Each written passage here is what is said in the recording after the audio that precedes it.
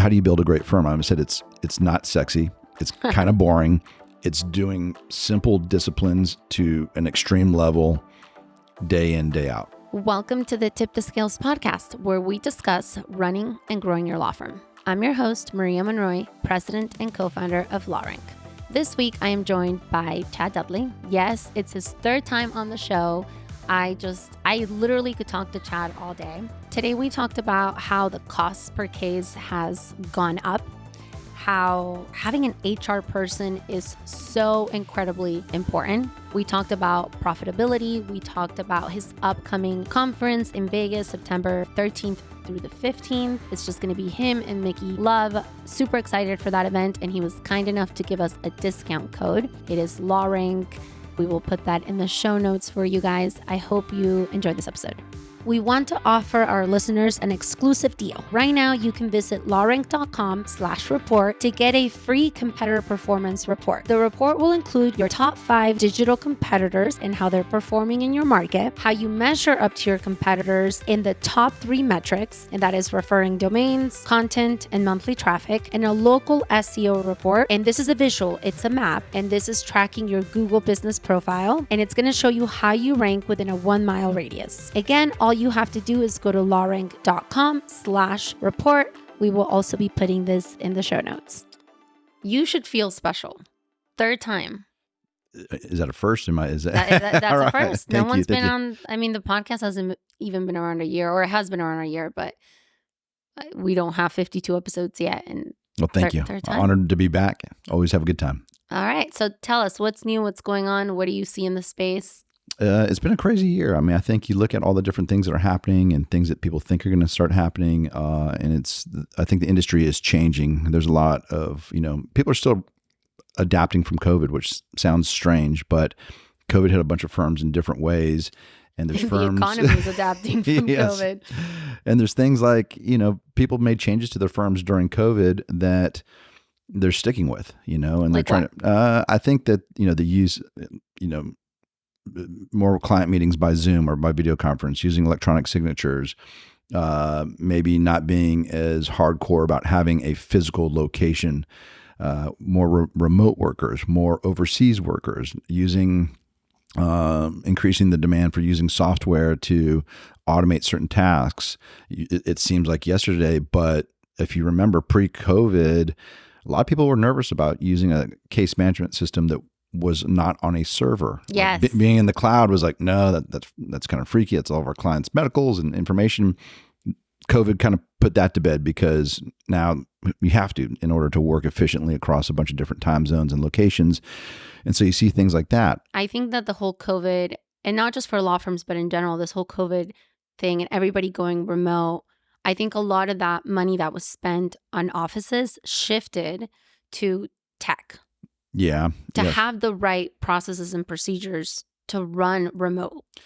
Yeah. And so one of the trends, so there's a couple things where the divide between the haves and the have-nots is really changing law firms. For example, I think Facebook and I forgot what other, there's a few tech companies that came out and said, hey, remote work doesn't work. Mm-hmm. Right. And Zoom, doesn't Zoom have offices? Yeah. And so they kind of took this position like, it's 20% less efficient. It doesn't really work. Everyone needs to get back in the office. I think Amazon, a bunch of different big companies said this. What I see is it's a little bit different. I see firms that have figured it out and have figured out how to get great people being productive outside the office remotely are building a competitive advantage versus the ones that are like, you have to be in the office 5 days a week and you have to be here because there's some really great candidates that they're not going to live that way anymore.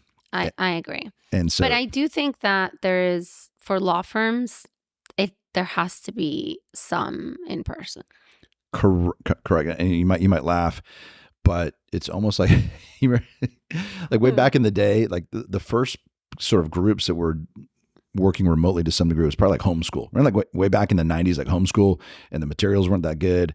They didn't really have it down. It's funny. We started homeschooling. Yeah, like right. 3 weeks ago. But today, homeschool is crazy. Like you can have you can have your kids taught math by someone that works at like Stanford or Harvard, or you could, the materials are great. And they figured out like there's meetups, right? Yeah. You My go kids for have, sports. yep, all sorts of things. And that didn't exist years ago, right? Because they're trying to figure out how to make this thing work. So if you look at that and go, okay, 90s homeschool is kind of weird, maybe not super effective and kind of clunky.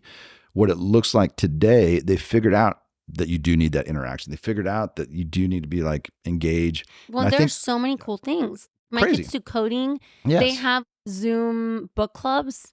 There's so much. It's insane. The coolest thing. They can travel. They can do stuff. Yep. And I think that that's what's going to happen with this remote workspace is that people are going to kind of figure out the mix. It's not going to go back to 100% in office, and it's not going to stay at 100% out of office, but there's going to be like this mingle where, hey, this is what we do in person, or this how many times a week we get together in person.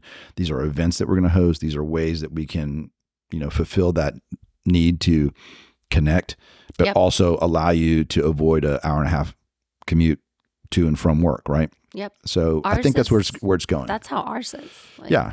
And so like if you're in but there's a lot of firms and a lot of businesses that are really getting it wrong. But if you're in that top 10% that figures it out, you can build a really, really great workforce and do and I'm seeing firms do that. I'm seeing other firms that don't even want to mess with it going, you got to, I'm not hiring a remote person. They're getting left behind. They can't find people. They're struggling to hire. Yep. What's the favorite thing you've implemented in the past year? We've always said, look, everything breaks. Lots of things break every time you double, right? When a firm is 5 people and goes to 10, things that used to work when you're 5 stop working at 10 to 20, 20 to 40, 40 to 80, 80 to 160. 160 and on is a little bit of a different animal. But the idea of building teams, like attorney teams at our office, was really helped a lot because we got to a spot right now we have about 60 attorneys. That's a lot of attorneys. And when you get to a certain size, you're going, how do I maintain quality control throughout the organization? It becomes tricky. And how do you execute things across the organization? I always talk about, a simple thing like Chick-fil-A saying my pleasure instead of you're welcome. They pulled that off nationwide. Think of how many thousands of people had to like get on board with that. And a simple thing like that becomes incredibly complex versus when you have one store. So we were running into the issues of going, okay, we want to maintain a high level of client service, of legal representation. How do we do that with 60 attorneys? And we try to put, supervisor over everybody, and that was overwhelming. And we finally broke them up into teams of 4 to 6 attorneys, and each team has a litigation coach and then like a team captain. And those two, team captain is really helping with the systems, processes, and helping them move their cases along. Litigation coach is really working on the top 20% of their cases and coaching them on maybe the art of practicing law. And that has allowed us to scale some of the things that we've been doing. I mean, without that, it would just be overwhelming. And so when I talk with firms, I'm like, once you get north of 6 attorneys, even 10, like just start thinking in terms of teams. We waited till, long time down the road, but we just didn't know.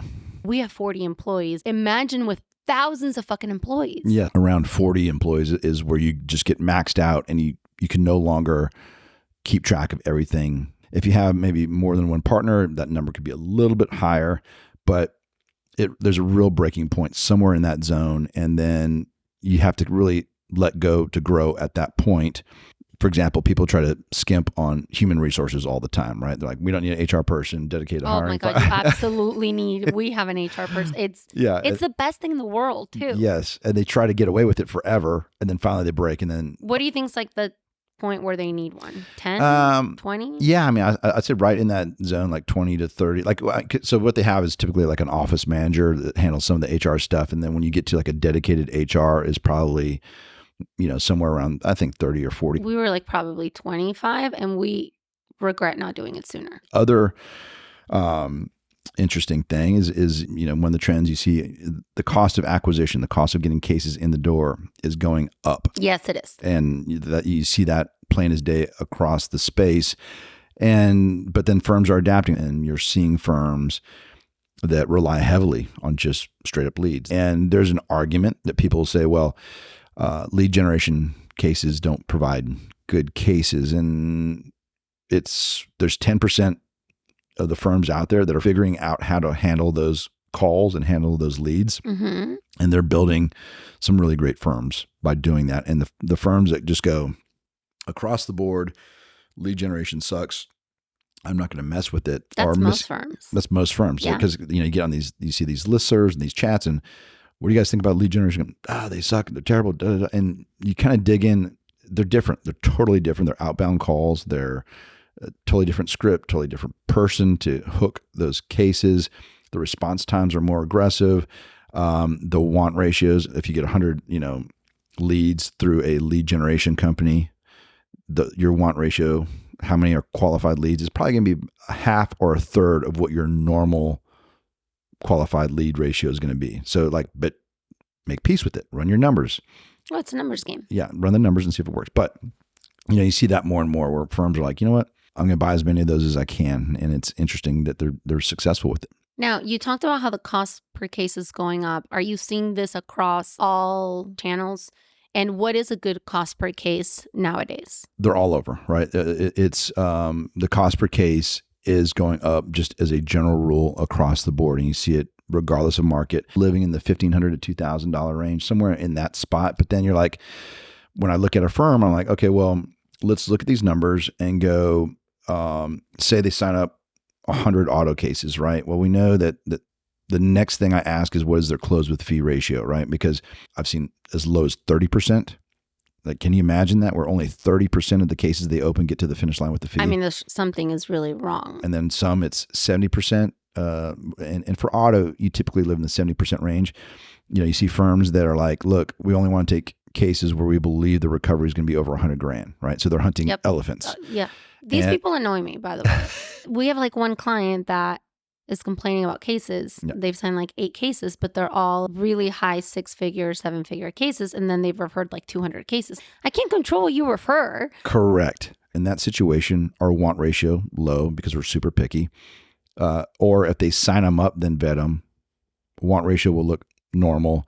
Their close with fee ratio is going to look low because they're opening up a bunch. If it doesn't meet their criteria, they're closing it out. But the good thing is that for those firms, their average closed fee is typically much, much higher. And again, it comes down to math, right? And you're like, okay, if my true cost per case, that's the terminology I use, which is take your cost per case and divide it by your closed with fee ratio. What are we trying to do? Not how much did you pay for a case, but how much did you pay for a good case? So for example, this simple math would be if your cost per case is $2,000, but your close with fee ratio is 50%, you didn't sign up 100 cases. You signed up 50 good cases. And what did you pay for those 50? Well, you actually paid $4,000. Mm-hmm. And what does that relate to your average closed fee? If your average closed fee is $6,000, that math doesn't work, right? And so if your average closed fee is $20,000, $25,000, it would need to be kind of in that range for that to make sense, right? And so that formula takes into account what kind of cases they're going after. Because if all that funky stuff that they do, we refer out this many, we close it if it's not this size of a case, gets accounted for in that formula. And you're like, all right, you can go after those cases. It's working. Oh, absolutely. I mean, my problem with it is if you're looking for these huge fish, 2 cases throws off everything. So it's so hard to replicate, I want to generate, 15 of these cases every year from digital. They're such small numbers that they're really hard to control. Correct. And, one of the analogies I use when talking with different firms is, okay, if you're playing blackjack, be the house, not the player. And what I mean by that, the house just plays the percentages all the time. And the player gets caught up in, I feel lucky and I'm going to double down here. And they ignore the math sometimes. And the equivalent of that in our space is the person that goes, this one time I got this monster case from a name the source here, right? And now I'm going to spend all this money, even though mathematically over a bigger data set, it doesn't pan out, right? Well, that, and then combine that with the fact that, like you said, cost per case is going up. And I'm not even just seeing this in PI. I see it in criminal defense. Mm-hmm. My brother-in-law is a criminal defense lawyer. It's how we got started. And the difference between 11 years ago to now is there's no comparison. And it's demoralizing, but it's like you have to be able to change with the market. Like Correct. things are changing, you have to adapt. Like you said, okay, maybe lead gen, you didn't want to do it before, but there's a way to do it. Like adapt and do that, or do local service ads, right? We have some clients that refuse to do local service ads, and I'm like, you're missing out on repetition on the first page. Agree. I don't know what to tell you, right? Pay per click right now, the cost per case is absurd. It's well over $2,000. Yeah, 100%. And if you're not, back to like you think about if you're going to build a great firm and you're like, okay, there's 5 things that we need to get right. We need to get case acquisition right. We need to get legal ops right. We need to get ops right. We need to get our money right, how we handle the money, and HR, our team. So we got to get those 5 things right. And if you're in this space, you're going to gravitate towards one of those 5 things. You're like, man, I like handling cases. Let me do legal ops. Or I like running. If you are not crazy obsessed with marketing and have a gift for it and just get it, like you have got to have a partner to be watching this at all times, because there's so many permutations of what can work for your firm. And it's impossible, unless you just don't sleep and obsessed over it, to even stay remotely close to all that's going on in the industry. And I don't know how, there's so many firms that are trying to do that, and it's crazy. I was talking with some law firm owners yesterday, and we're just, how do you build a great firm? I said, it's not sexy. It's kind of boring. It's doing simple disciplines to an extreme level, day in, day out, right? And there's no magic bullet. It's just being consistently disciplined over time. Curious. I think I asked you this last podcast, actually. I'd have to go and listen. Did I ask you, like, what is a good profitability for a firm? Yeah. And I think, when I answer this, it's so funny when I share these numbers in groups and people are like, my firm's way better than that, or we're doing that doesn't. You take it with a grain of salt. But usually what you're doing is you're breaking up your expenses into what we call case acquisition, attorney compensation, non-attorney compensation, and then everything else, right? And you're looking at those numbers, and I think, when we talk about firms, what kind of profitability should they hit?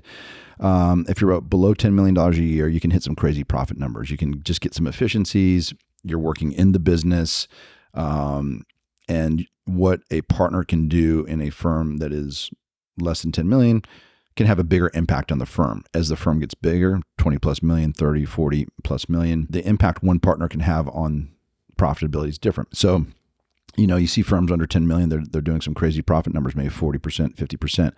North of 10 million, you're talking about they're living in the 25, 30, sometimes That's 35. Funny. I always thought it was the inverse. Well, but I don't know. I see it. And again, when you talk about profitability, there's a book called Simple Numbers, Simple Profits. Great read, but it talks simple numbers, simple profits. And that would by help Gray. Anybody or just law firm? Anybody, Okay, really anybody. It's a good read. One of the concepts in that book says, talk about compare apples to apples. If you have sometimes I'll work with firms and the partner is working in the business 100 hours a week, and he's handling cases, he's helping out with marketing, he's helping out with operations, and he's grinding, and they kind of count their profit levels appear to be artificially high because they're paying themselves minimum wage to cover all these bases. That's different than a partner that is living on an island, not in the business at all, and collects a check, right? So simple numbers, simple profit says you should normalize those two situations by saying, if you were to replace yourself in the business, what would the market rate for the services you provide go for? So if you're providing, $500,000 a year of, handling case services, marketing services, operational services, include that as an expense so that, you can kind of compare apples to apples. The person that lives on an island, almost little to no replacement cost. Someone that is in the business, what is their total replacement cost? And in that situation, if you count the free labor or whatever you want to call it that you're providing to the firm, even using that as an expense, your profitability should be in the 25 to 30, 35% range. What do you think are like the 3 most important things a law firm has to focus on? Like if somebody said to you, hey, we're going to start a law firm, 3 partners, what should each of the partners focus on? What would you put those 3? I wonder if it's the same thing I would. This happens quite a bit. We'll get a call from somebody and they're like, hey, I'm getting ready to start a law firm, and tell us how to structure it and tell us how to, kind of get going and what would we expect and what do we focus on in the early stages. And that's the first time, the first question is, what are you trying to build? Are you trying to, is it a referred out practice? Is it a referred in practice? Is it a mass advertising firm? Are you trying to do high volume, low value? Are you trying to do low volume, high value? There's so much of this. So just give me a ballpark structure of what you're trying to do. Say it's a firm that it's a trial firm, and they'll do everything from pre-lit to obviously trial. They'll do marketing, but they're not going to be like the biggest advertiser. Yeah. So the good thing, so what I'll do in that situation is I'll get with each of the equity partners and be like, all right, of those 5 things, rate them in order of things like you wake up, love, enjoy. What makes money? What do you enjoy doing? What can you be the best at, right? And then based on that, I'm like, okay, you should probably focus on ops. You don't want to try cases, or you should spend your time here. Now, when you're smaller and getting rolling, you're just going to wear a bunch of hats. Like you have to, but let's wear those hats with the idea in mind that you're going to take off the marketing hat as soon as we possibly can. Where you're going to take off and we're trying to build the firm on their strengths, not try and overcome their weaknesses. Like focus on your strengths. That's what's going to make your firm great. It's not by fixing the things you're not good at. So that's the first conversation. The second conversation is, let's do an honest assessment of the skills of the attorneys that are at the firm. And what I mean by that is that, say you're, in the situation you're trying, we'll rate attorneys from tier 1 to tier 5. Tier 1 is you're fresh out of law school. You're new to the personal injury practice. You're just getting going. You need a ton of supervision. There's not much you can do on your own. Tier 5 is someone that is a experienced trial attorney that's first chair number of jury trials, gotten verdicts in excess of $7 million. And look, it's a very loose, but ballpark, you trust this attorney to handle just about any case, anywhere, anytime, and you can say 2, 3, 4. If a firm is trying to get off the ground and they only have tier 2 and tier 3 attorneys, that's something you got to take into consideration. What are you going to do when you get that big case? What are you going to do when you have a potentially monster file? Well, okay. It also determines what kind of cases you take. If you have a firm that is only tier 4 and tier 5 attorneys, your criteria for what you accept may be different. You may be more picky and you're trying to have smaller case counts, but they're going to be bigger cases. And where you get your cases from, a firm that has tier 2, tier 3, you shouldn't be marketing to other law firms to get referrals, because why would they send you a referral if all you got is tier 2 and tier 3? So that strategy doesn't work for that group. You might want to build a referred out practice. Tier 4, tier 5 attorneys maybe can get a referral network going in. So there's some of those things that you take into consideration. Once you get past that, you're just focusing on the core operational stuff. If you're going to go make a bunch of noise to get people to your restaurant, the food and the service has to be good. And thinking into what are our standards when, and we start usually from the beginning of the case representation going, here's how we're going to line out intake. We have to be super meticulous about how we set that up so that we can get all the metrics we need to understand what's coming in from what channels. This is still the biggest miss, though. It is. Like, that this is like, we've talked about this a million times. It's like my biggest annoyance, And it's so vital. What was a common thing of firms that are really doing some good stuff is they have a partner. I knew you were going to say this. That's involved with intake. Mm-hmm. I've seen it several times now, like a partner that is looking at every single call coming in. You and I know of a firm that does this. I know several. I know. But I mean, mutual, yes. And there's several where like that's, and it some people might say, well, that's overkill. Like we're going to spend a partner. But it's, the point of that is you can't underestimate how much attention it needs. And it's a big, big deal to get it right. And a lot of firms starting off, you've got to get fanatical about intake and talk about things that have gotten more complicated over the years. Intake has gotten crazy complicated. How do you tracking, what software you're using to figure out where they came from. And then you're talking about attribution. And then you're talking about, okay, are we going to route overflow to some, overseas location? How do we get it back to here? And are they tied into our CRM? And all, it's gotten infinitely complex. And once you get past that, then I'll work with the firms and go, let's talk about just the first 90 days, right? When you get a new contract, what is your standard? I'm not asking what's possible. I'm not asking you even to say how we're going to do it. But if a friend or family member was a client, how would you want that experience to to happen? When they signed a contract, would you want them to hear from your firm within the first, 12 hours, 24 hours? What's your standard? And they got to come up with it. And then, wait, I have a question. Yeah. And, have you ever tracked like if a firm can get those first 90 days right, how that impacts referrals? 100%. I mean, I know that yes. it must, but have you ever tracked it and said, hey, let's fix this? And then I feel like it's something that'd be really hard to track. Yes and no. It's so intentional communication with the client throughout the life of the case is the secret sauce. Did you guys hear that? It's the secret sauce. After intake, please don't forget about intake. Intake, and then client communication. It covers a lot of, it does so much good stuff. Like it increases client referrals. It reduces time on desk. It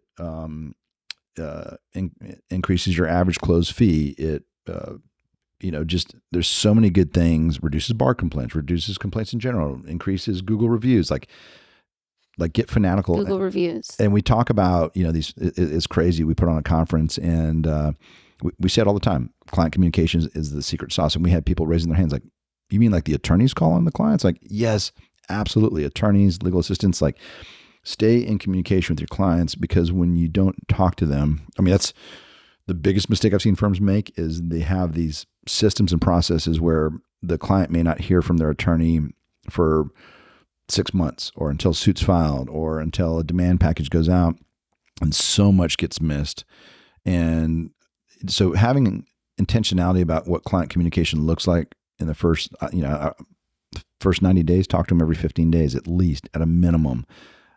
After that, you can maybe go every 30 days.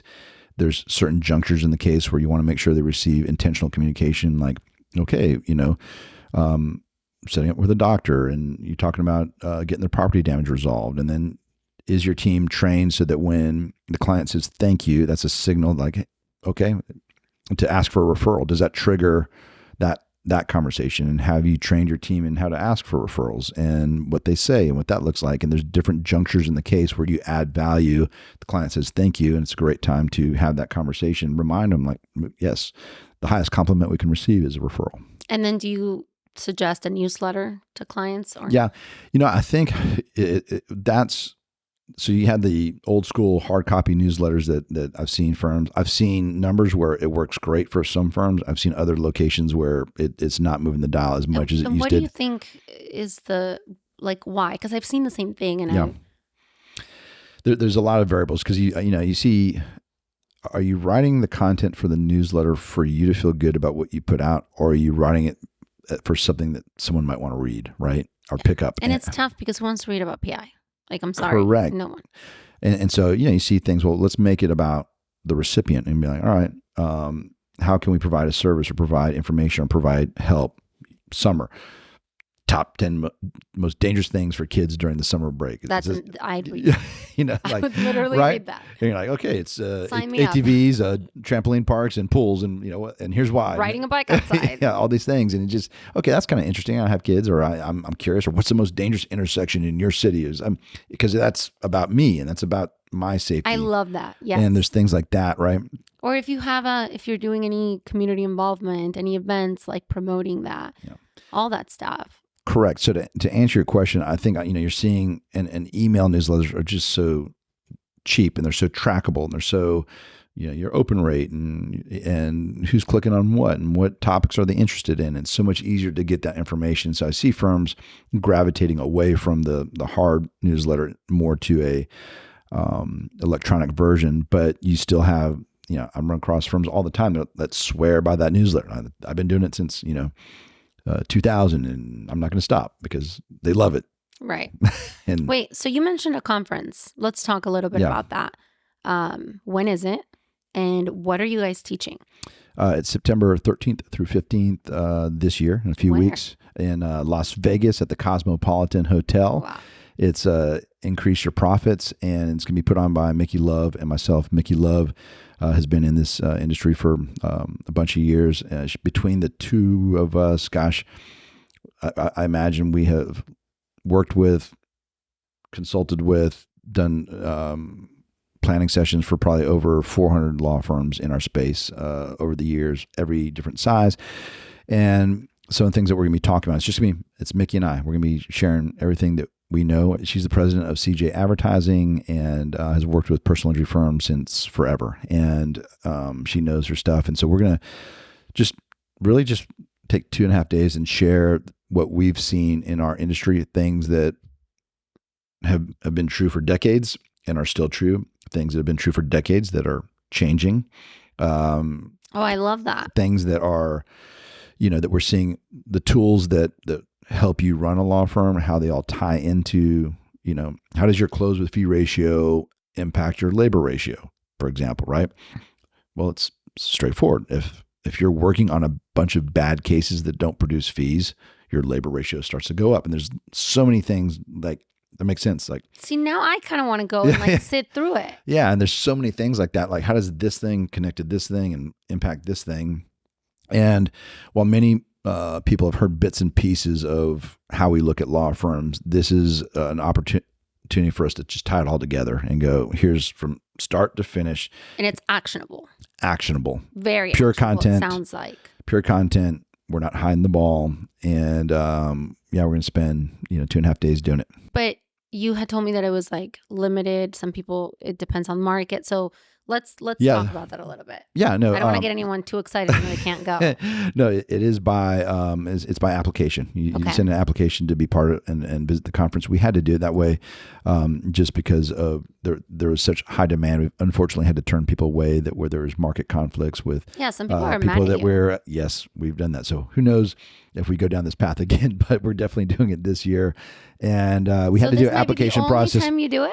No, I imagine we'll do it again. Okay. But I'm joking sort of because there was we had to turn a lot of people away because of market conflicts. So some and so egos forth. were a little bit, but that's not our intent. How that goes. We're an open book, and but so apply, get it in, see if there's a spot available. Would love to. It's going to be really, really good stuff. It's great for anyone that is in any type of leadership position or going to be in a leadership position possibly in the future at a law firm, because even if you're in intake, it'll say, here's how intake impacts the rest of the firm. Even if you're in legal ops, how what you're doing is impacted by these other things. If you're in management, financial, whatever, you'll get something out of it and it will complement your knowledge about the rest of the firm and how it works. And so it's going to be good. So it's from start to finish, like intake. Yep. And then when we go into a firm, how do we look at a firm and evaluate where they have holes or what are the easy fixes? And by easy fixes, the low hanging fruit, if there's any. How do we go about that process? Boom, we start here. Then once we get past here and we're working with the firm, how do we determine where they should go next? How do we do planning and long-term planning? Then based on that, what are the levers or things that we implement that will move the dial for the different things that we identified as weak spots?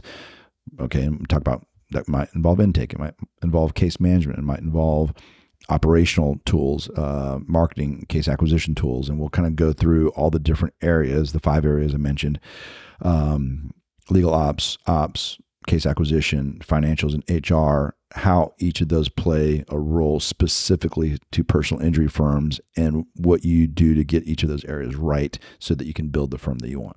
That's amazing. How many attendees? Gosh, I don't know. I think we got room for 200, 300 attendees. I know that it's been going up every day. You know how these conferences go. It's last minute. Last minute. So we're seeing a last minute surge. Yeah. And like I said, we had to do an application so that we want everyone in there to be comfortable and feeling like they're in a spot where they can not only learn but share and participate and just enjoy. And is it just you and Mickey that are speaking the whole time? That's right. Just you guys. Just the two of us. I love that. And we did that because we wanted to have the time. We wanted to control the content and make it just super beneficial to whoever attends, super applicable, action oriented, and give everyone the time to ask questions. And we can go through these things at a relatively healthy pace. And so we'll be alternating. We'll be doing joint presentations and just Mickey and I. No, I love it because that's also super different than every other conference right now where you see a lot of I love all the speakers, but it's a lot of the same speakers. I mean, you're one of them, half of these things. But this is where it's like, okay, we have a game plan. We're going to go from this to this, and let's just get to it. Correct. And there's some really great conferences out there, but they might be a hodgepodge of like, you might have someone talk about marketing and then it's someone's totally different take on this and someone's totally different take on this. One of the best conferences I think that's out there right now, Mark Lanier does a great job, and Mark, it does a lot of the content. It's just him. He's out there and you're like, but he's doing some crazy, awesome stuff. Yes. And so, you get a dose of how they look at stuff. We wanted to sort of replicate that in a way. We've been out there doing stuff in the operational space, in managing firm space for a long time. And we wanted to just like, here's 2 days of how we look at all the stuff so that we can do a deep dive and get really in detail. I kind of want to go now. Yeah. And I feel I know, I just feel there's so many, but I actually want to go and actually sit in, which I don't ever do these things. Next one. I'm going to think about it. So if somebody wants to attend, where do they sign up? We've got a link into the podcast. There's a link that we giving you, and they can go there and apply to attend the conference. And in the How Did You Hear About Us, put Law Rank, and they'll get a $1,500 discount off the executive level ticket. And so, how much is that? How much is the executive? I want to say the executive level ticket, I want to say it's $3,500, and so $1,500 off that. That's amazing. Yes. Okay, so code for your listeners. We got to take care of your listeners. Yeah. One word. Okay, cool. We'll put that in the show notes. Mm-hmm. And thank you so much. Thank you for having me. Thank you so much for everything Chad shared with us today. If you found this story valuable, please share it with someone you want to see succeed. Subscribe so you never miss an episode, and leave a 5-star review. It goes a long way to help others discover the show.